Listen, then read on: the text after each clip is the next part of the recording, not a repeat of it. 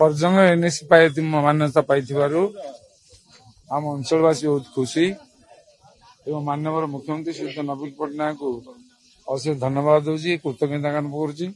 ତା ସାଙ୍ଗେ ସାଙ୍ଗେ ଆମର 5T ଅଧ୍ୟକ୍ଷ ତଥା ଆମ ଓଡ଼ିଶା ନବୀନ ଓଡ଼ିଶା ଅଧ୍ୟକ୍ଷ ଶ୍ରୀଯୁକ୍ତ VK ପାଣ୍ଡିଆନ ଏଥିରେ ସହଯୋଗ କରିଥିବାରୁ ତାଙ୍କୁ ମଧ୍ୟ ଧନ୍ୟବାଦ ଦଉଛି ଏବଂ ପ୍ରଣବ ପ୍ରକାଶ ଦାସ ଆମର ଯେ ସାଂଗଠନିକ ସମ୍ପାଦକ ବିଜେଡିର ସେ ମଧ୍ୟ ଏଥିରେ ସହଯୋଗ କରିବାରୁ ତାଙ୍କୁ ମଧ୍ୟ ଅଶେଷ ଧନ୍ୟବାଦ। ଇଏ ଦାବି 7-8 ବର୍ଷ ଦାବି ଥିଲା, 7-8 ବର୍ଷ ଦାବି ଥିଲା, ଆଜି ପୂରଣ ହେଲା। ସେଥିପାଇଁ ପୁଣି ଥରେ ମାନ୍ୟବର ମୁଖ୍ୟମନ୍ତ୍ରୀ ଶ୍ରୀଯୁକ୍ତ ନବୀନ ଧନ୍ୟବାଦ ଦଉଛି। ମେଣ୍ଟ ବାବଦରେ ପାର୍ଟିର ସୁପ୍ରିମୋ ମାନ୍ୟବର ମୁଖ୍ୟମନ୍ତ୍ରୀ ଯାହା ନିଷ୍ପତ୍ତି ନେବେ ସେଟା ଫାଇନାଲ, ସେଟା ରାଜ୍ୟର ସ୍ୱାର୍ଥ ପାଇଁ ସେ ଯାହା ପଦକ୍ଷେପ ନେବେ ସେଟା ଭଲ। ପାର୍ଟିର ଯୋଉ ନିଷ୍ପତ୍ତି ହବ ସେଥିରେ ଆମେ ସମସ୍ତେ ମାନିବୁ। ଆମେ ଠିଆ ହେଲେ ମାନେ ଇଏ ନହେଲେ ମଧ୍ୟ ଆମେ 110 ଜିତିବୁ ଏବଂ ଏଥିରେ ମଧ୍ୟ 110 ଜିତିବାର ଅସୁବିଧା ନାହିଁ।